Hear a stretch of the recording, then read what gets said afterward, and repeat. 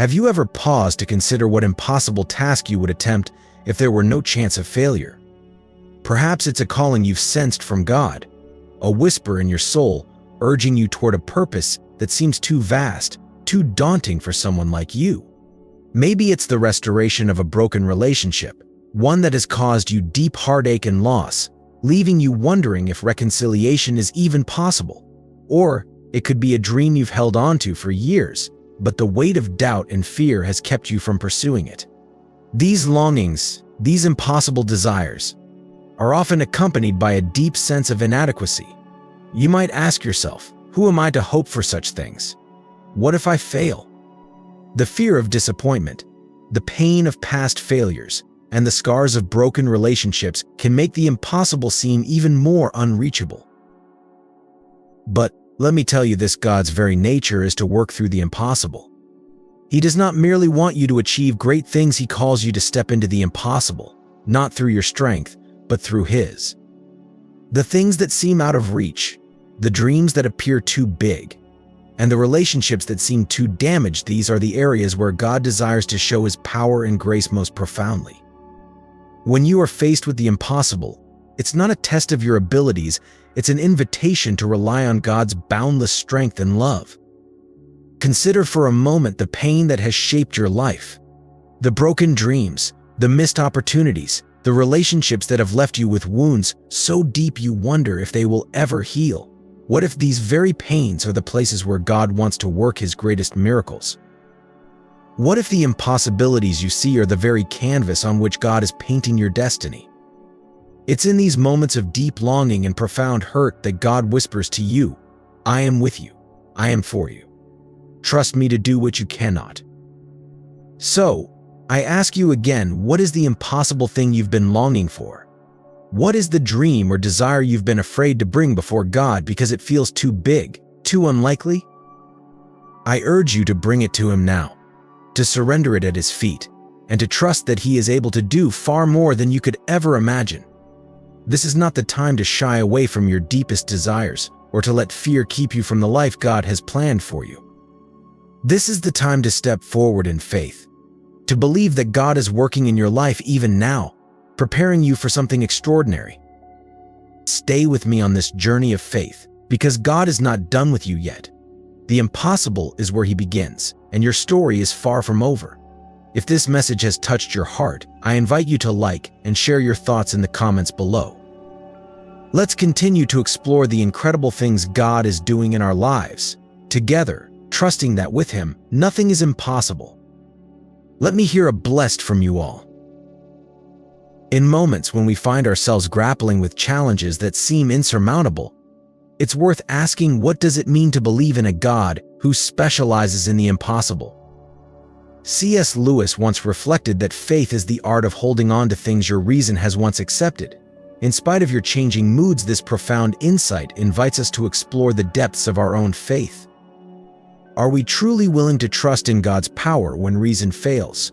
Or do we, as A.W. Tozer lamented, restrict our plans to what we can achieve on our own? The great missionary Amy Carmichael's life was a testament to what happens when we place our trust in God for the impossible. She faced countless obstacles in her work in India, yet she constantly relied on God's strength rather than her own. This echoes George Muller's assertion that faith begins where man's power ends, reminding us that it's not in the realm of the possible where faith thrives, but in the unknown, the uncertain, the seemingly unachievable. Consider this: when have you faced a situation where your own efforts were not enough? Did you turn to God, or did you rely solely on your understanding? Warren Wiersbe's observation, that our faith is not really tested until God asks us to bear what seems unbearable, to do what seems unreasonable, and to expect what seems impossible, challenges us to evaluate our response to trials. Lewis, in his wisdom, would argue that it's precisely in these moments, when we are called to step beyond what is comfortable or even rational, that our faith is forged. He encourages us to look beyond our immediate circumstances and trust in the greater purpose God has for our lives. The real question, then, is not whether we believe God can do the impossible, but whether we are willing to act on that belief. Are we ready to surrender our plans, our control, and embrace the uncertainty that comes with true faith? If God asked you to step into the unknown, to trust in His plan despite the impossibilities you see before you, how would you respond? Perhaps it's time to embrace the challenge and trust that God, who brought you to it, will indeed bring you through it. When we consider the vastness of the universe and the intricacies of our lives, it's easy to feel overwhelmed by the magnitude of what we face. But what if we approached our challenges with the mindset that nothing is too great for God? As C.S. Lewis once pondered, isn't it funny how day by day nothing changes, but when you look back, everything is different? This reflection invites us to see our lives through the lens of divine power, where time and space bend under God's will. Lewis often spoke of the nature of faith, not as a blind leap, but as a trust in the unchanging character of God. He wrote, "Faith is the art of holding on to things your reason has once accepted, in spite of your changing moods." How often do we limit our dreams and plans because we forget this fundamental truth? We say, "But what if it doesn't work yet?" This question reveals more about our limited perspective than about God's ability. Jeremiah 32 verse 17 reminds us, "Ah, Lord God, behold, you have made the heavens and the earth by your great power and by your outstretched arm. Nothing is too difficult for you in moments of doubt." We are called to reflect on the enormity of creation itself, a testament to God's limitless power. Are we not then encouraged to align our plans with His might, rather than our perceived limitations? C.S. Lewis also questioned the human tendency to confine God to our understanding. He observed, "We are not necessarily doubting that God will do the best for us, we are wondering how painful the best will turn out to be." This thought challenges us to consider, are our fears and hesitations truly based on God's nature, or on our discomfort with uncertainty? When Jesus declared in Matthew 19 verse 26, "With men this is impossible, but with God all things are possible," He wasn't just offering comfort, He was redefining the scope of possibility itself.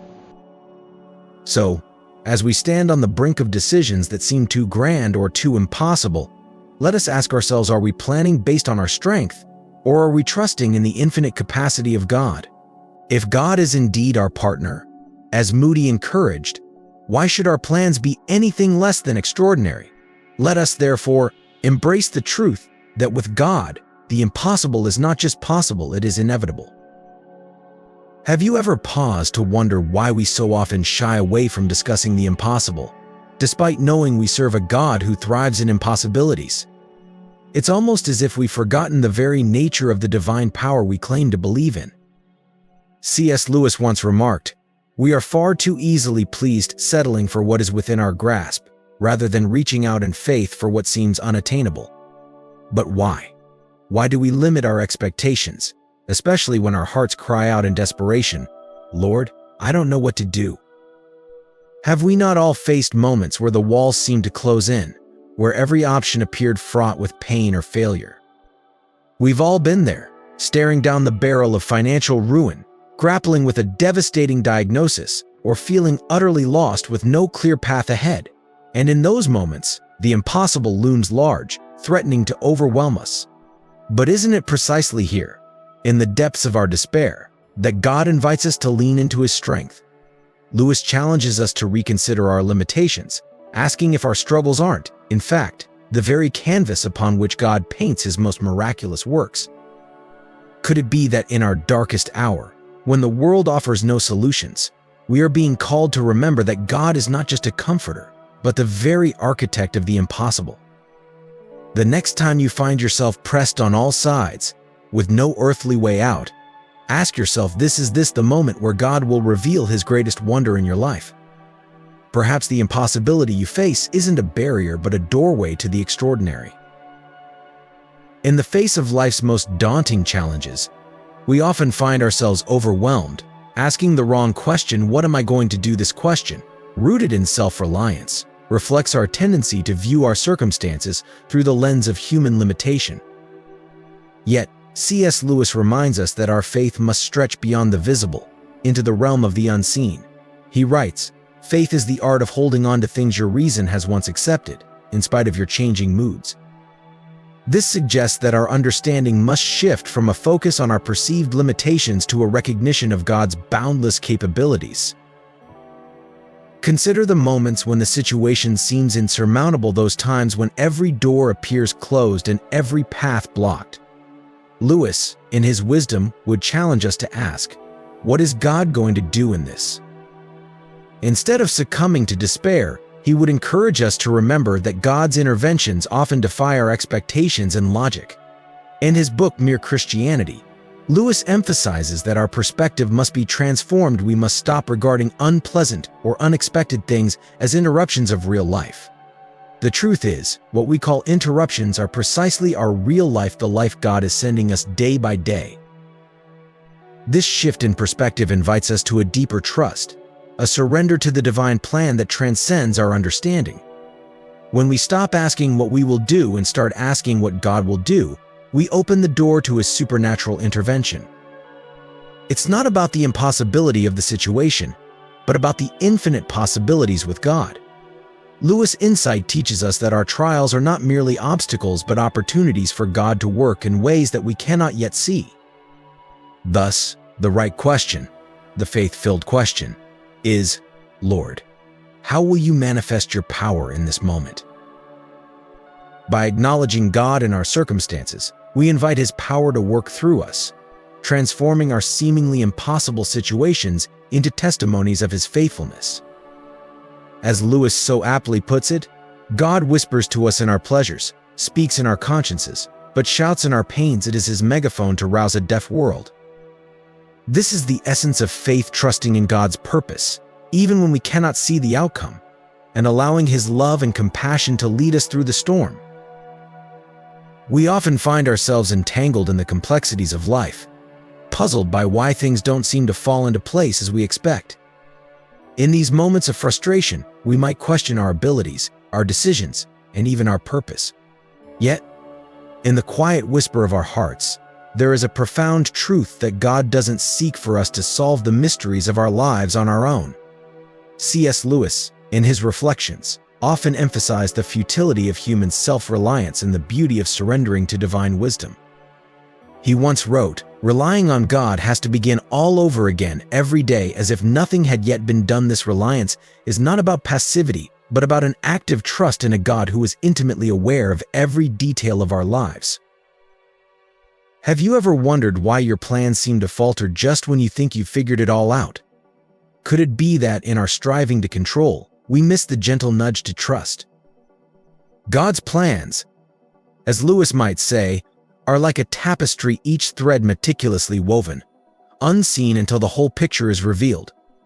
When we face what appears to be insurmountable challenges, it is then that we are invited to lean not on our understanding but on His infinite wisdom. Jesus, as illustrated in the Gospels, was never surprised by the circumstances He encountered. In fact, He was always one step ahead, knowing precisely how, when, and where to act, and with what resources. Consider the story of Jesus in His hometown, where He was met not with faith, but with skepticism. Mark 6 verse 5-6 recounts how He could perform only a few miracles there, and why? Because of their lack of faith. The Son of God, who healed the blind and raised the dead, was limited not by His power but by their unbelief. Lewis poignantly noted that miracles are a retelling in small letters of the very same story which is written across the whole world in letters too large for some of us to see. It was not the absence of power but the absence of faith that restrained the miraculous. So, what does this mean for us? It's a call to introspection. Where in our lives are we holding back belief, allowing doubt to eclipse the miraculous? Perhaps it's time to stop the endless calculations and start trusting in the one who sees the end from the beginning. Jesus invites us to seek the impossible, to believe in the unimaginable, and to trust that God, in His perfect timing, will bring about more than we could ever hope for, not just for our sake, but for His glory. As we stand at the crossroads of doubt and faith, may we choose to step forward in trust, embracing the certainty that God's plans are far beyond our comprehension, yet always for our ultimate good.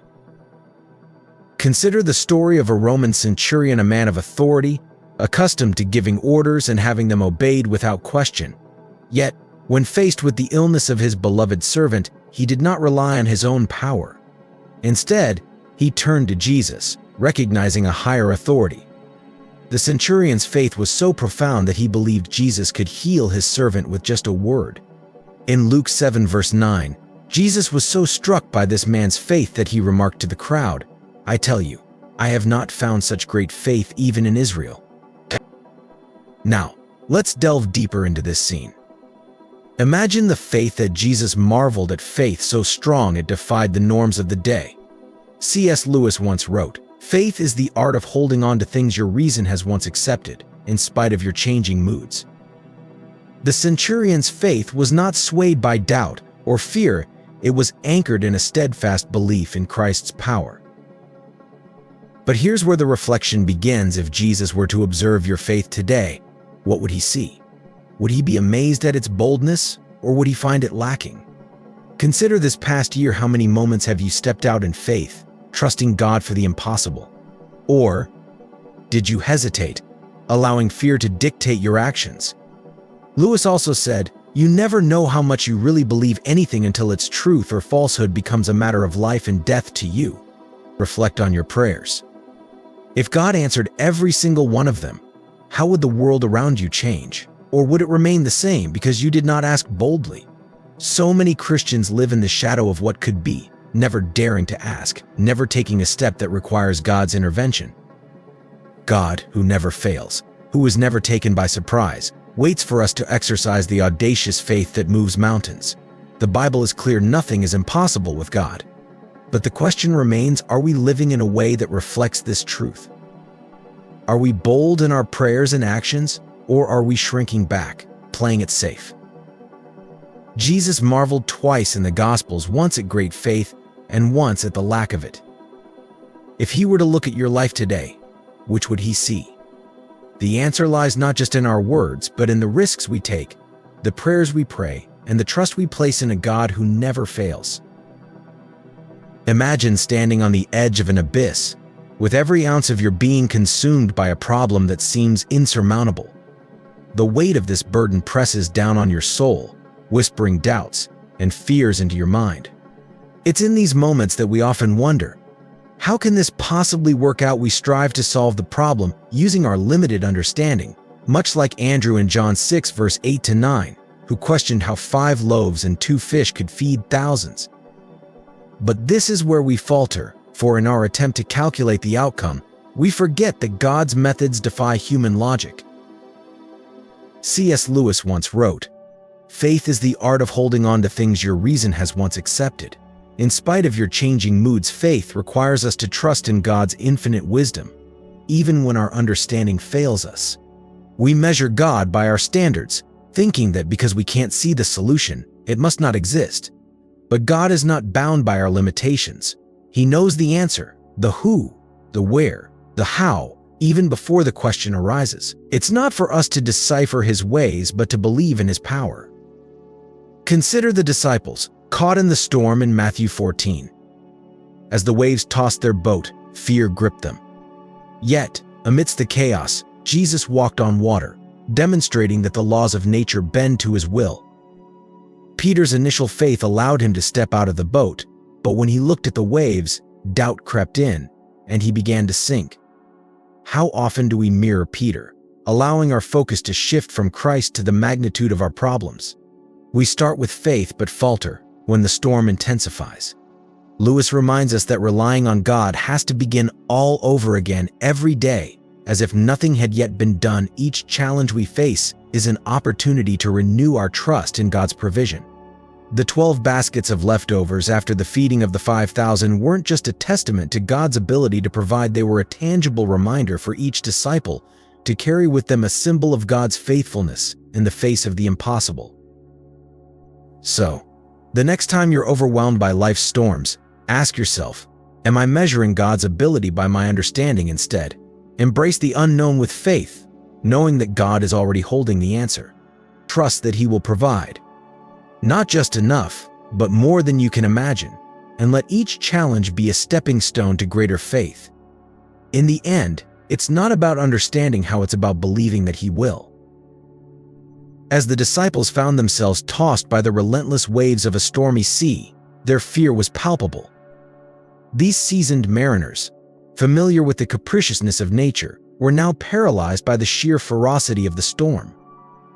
Yet, in their darkest hour, as dawn approached, a figure emerged on the horizon, walking on the tumultuous waters.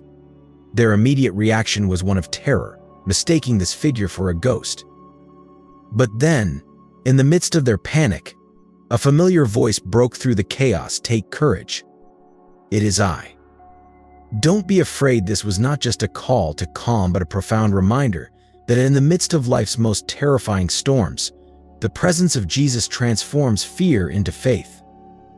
Reflecting on this, one can't help but recall C.S. Lewis's insight when he wrote, "God whispers to us in our pleasures, speaks in our consciences, but shouts in our pains. It is his megaphone to rouse a deaf world." The disciples' fear was the megaphone, and the storm was the stage where faith would either falter or flourish. Peter, driven by a mix of fear and faith, dared to ask what seemed impossible. "Lord, if it's really you, tell me to come to you on the water." This was no ordinary request. It was a leap into the unknown, a step beyond the boat of comfort and safety. And here lies the critical question: when was the last time you stepped out of your comfort zone to ask God for the impossible? Lewis also spoke about the importance of desire and faith, saying, "Our Lord finds our desires not too strong, but too weak. We are half-hearted creatures, fooling about, when infinite joy is offered us." Could it be that our prayers lack the audacity of Peter's request? That we, too, often settle for the safety of the boat rather than risking the waters? Consider this: is your faith bound by the perceived limits of what is possible? Or are you daring enough to ask God for what seems beyond reach? The act of asking, as James reminds us, should be specific and filled with belief. But remember, as Lewis would urge, the power does not lie in the asking alone, but in the God who hears and responds. Has your faith been diminished by doubt, or do you still believe in a God who can do exceedingly and abundantly beyond all that we ask or think? In the end, it's not about what we can achieve on our own, but what God can accomplish through us when we dare to ask in faith. Like Peter, we must be willing to step out and trust that the God who calls us is also the God who will sustain us, even in the midst of the storm. So, what impossible thing will you ask of God today? Will you let the storm be your megaphone, amplifying your faith rather than your fears? When you think about the impossible, do you hesitate to ask? Perhaps the real question isn't about whether or not God can do the impossible, but whether you're willing to trust him amidst the chaos of your life. C.S. Lewis once wrote, "Faith is the art of holding on to things your reason has once accepted." In spite of your changing moods, have you ever found yourself looking at the storm around you, thinking, "If only the circumstances were different, then I could believe"? But isn't that the crux of the matter? God doesn't need perfect conditions to work, he simply needs your trust. Imagine Peter stepping out of the boat, not into calm waters, but into the midst of a raging storm. What did he focus on? Not the waves crashing around him, but the face of Jesus before him. The storm was irrelevant because the power of God was in control, not the fury of the sea. Lewis also pondered the nature of trust and risk, stating, "To love at all is to be vulnerable." Isn't that what faith is, being vulnerable enough to step out, even when the outcome is uncertain? We often want God to clear the path before we take a step, to remove every obstacle so that our journey is smooth. But what if the journey itself, with all its challenges, is part of God's plan? What if the storm is not something to be avoided but something to walk through, with your eyes fixed not on the danger but on the one who controls it? Lewis's reflections on suffering remind us that pain and difficulty are not signs of God's absence but opportunities to draw closer to him. He wrote, "God whispers to us in our pleasures, speaks in our conscience, but shouts in our pains. It is his megaphone to rouse a deaf world."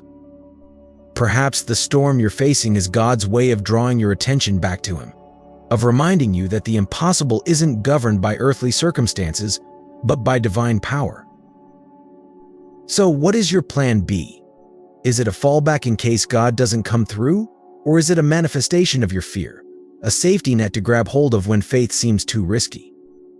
Lewis challenged the notion of half-hearted faith, asking, how little people know who think that holiness is dull. When one meets the real thing, it is irresistible. Real faith is stepping out of the boat without a plan B, without the comfort of a safety net, trusting wholly in God's ability to do the impossible. What would it look like for you to trust Him without reservation, to abandon your backup plans, and to believe that He is enough? Even in the storm. The storm doesn't dictate God's power, His power dictates the storm. Are you ready to ask for the impossible with no safety net, trusting that His hand will uphold you? Imagine standing on the edge of a vast ocean, the waves crashing against the shore, and a voice calling you to step forward into the unknown. This is the essence of what Peter experienced in Matthew 14, verse 29, where Jesus simply says, "Come." The choice to step out of the boat wasn't about physical ability, but about trust and faith. C.S. Lewis once said, "Courage is not simply one of the virtues, but the form of every virtue at the testing point." Peter's act of stepping out was a test of his courage, a moment where he chose to trust in the impossible because Jesus called him to it. Have you ever considered what it would mean for you to step out of your own metaphorical boat? What fears keep you anchored in the safety of the familiar? Peter's story is often seen through the lens of his failure. He began to sink when he saw the wind. But Lewis would remind us that failure is not the opposite of success, it is part of the process. The real failure was not in Peter's sinking, but in the 11 disciples who never dared to leave the boat at all. They clung to their security, missing the opportunity to experience God's power firsthand. Lewis speaks of the weight of glory that comes with taking risks in faith, knowing that our human limitations are where God's strength is most vividly displayed. So, what would it look like for you to step out in faith today? To embrace the unknown, not because you are strong, but because you know the one who calls you is faithful. Reflect on this: staying in the boat might keep you dry, but it will never allow you to walk on water. True growth, as Lewis might argue, comes from those moments when we are willing to fail, because our eyes are fixed on something greater than ourselves. The question isn't whether you will succeed or fail, but whether you will trust God enough to step out in the first place. Have you ever pondered why the fear of failure grips us so tightly? It's a natural reaction, one that whispers caution and urges us to cling to what we know. But what if, as C.S. Lewis once suggested, failures are fingerposts on the road to achievement? What if our moments of falling short are not signs of God's absence, but rather invitations to discover His profound presence? In Mere Christianity, Lewis reminds us that faith is the art of holding on to things your reason has once accepted, in spite of your changing moods. This speaks volumes to our tendency to desire control, to crave guarantees.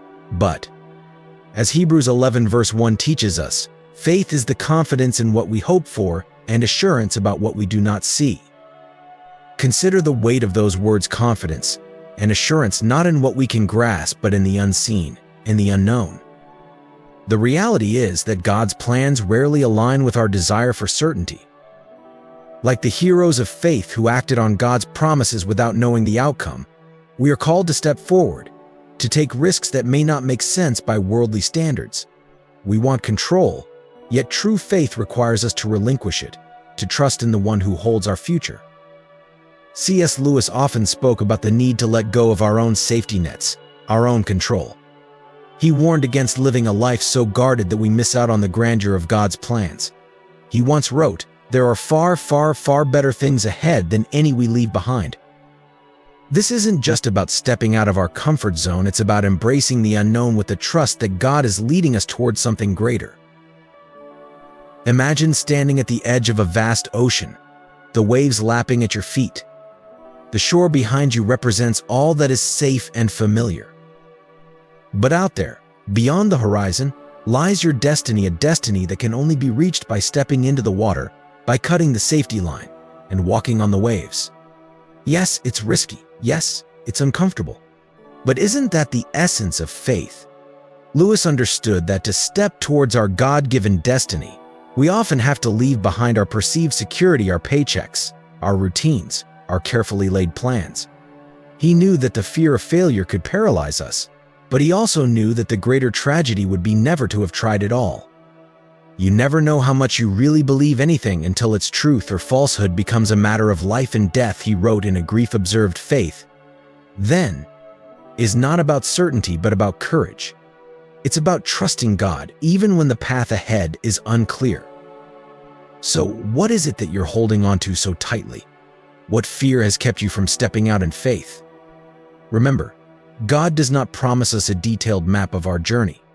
Instead, he asks us to trust him with the next step, to take that leap of faith even when we can't see where our foot will land. And as Lewis so eloquently put it, you can't go back and change the beginning, but you can start where you are and change the ending. The question is, will you take that step? Will you trust that God's plans for you are far greater than anything you could imagine? The heart of true surrender lies not in relinquishing control, but in embracing the profound trust that comes from knowing God's plan surpasses our own.